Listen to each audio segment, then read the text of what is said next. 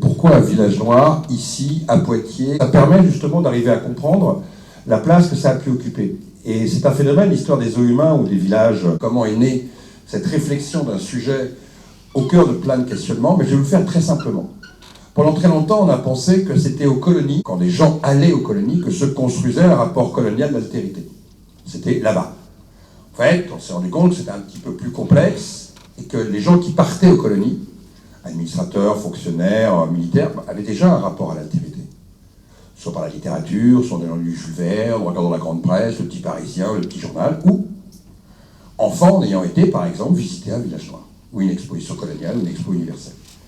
Donc, ce n'était pas une neutralité de l'individu. Quand il partait aux colonies, bien souvent, il s'était déjà fabriqué un imaginaire ici. On a pensé très longtemps que le rapport à l'altérité était un rapport qui était né très tardivement pour les hexagonaux, les Européens, les métropolitains, que ce soit en Europe ou au Japon. C'est un petit peu plus complexe parce que l'autre était déjà vu et connu, bien avant l'immigration, et pour des populations qui n'allaient pas voyager. Et la matrice, le pourquoi on va visiter ces villages, c'est comme vous. Si demain matin on vous annonce qu'il y a des petits hommes verts qui ont débarqué sur la Terre et qu'on vous fait un village à Poitiers pour aller voir les petits hommes verts, vous allez voir les petits hommes verts. Alors vous vous dites, je ne vais pas voir tous les jours des martiens, et je suis pas sûr d'en voir. Donc vous ne loupez pas l'événement. Ça s'appelle la curiosité. Et la curiosité, c'est le moteur de l'humanité. Et surtout, c'est le moteur du monde du spectacle. Et donc, on imagine bien qu'à Poitiers, en 1899, ceux qui ont été voir la grande exposition qui a lieu ici, parce que c'était une immense exposition économique, agricole, industrielle, en pleine révolution industrielle, ils avaient le sentiment d'avoir vu un bout d'Afrique. Certains y croyaient, ce qu'ils avaient vu, d'autres doutaient, d'autres étaient passionnés, d'autres étaient fascinés, d'autres étaient emportés dans un voyage exotique, d'autres avaient vu les mises en scène et les spectacles qui étaient organisés.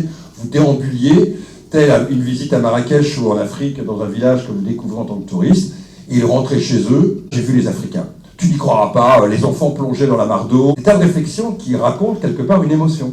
Et tout ça vous fabrique un rapport à l'autre. On commence à avoir dans des théâtres, dans des jardins d'acclimatation. La meilleure manière d'attirer du public, c'est que ces figurants fassent du spectacle, et qu'après, avec la naissance des expos coloniales, la première a lieu en 1883 à Amsterdam, et puis en France en 1894 à Lyon, la meilleure manière que les gens viennent, c'est le spectacle. Donc on va fabriquer des huttes et des cases. 37 troupes ont été présentées entre 1877 et 1931 au jardin d'acclimatation. L'Empire français est passé entre le début de la Troisième République et l'apogée de la Troisième République en 1930 de 1 million de kilomètres carrés à 11 millions de kilomètres carrés. 22 fois la surface de la France. Et donc, ces eaux humains racontent aussi une histoire impériale. Elles racontent aussi les nouveaux territoires qui vont être conquis. Donc on pense souvent que les Français ont vécu de très très loin cet empire colonial. On avait le sentiment de vivre l'épopée impériale, de voir ces populations dont on parlait, aller voir ces peuples, ça devenait du tangible, de ce que vous entendiez parler dans les livres, ce que vous entendiez parler dans la presse. Vous ne vous posiez pas trop de questions sur l'originalité ou la réalité, parce que ce qui compte, c'est ce que vous comptez, ce que vous souhaitez ou ce que vous pensez voir.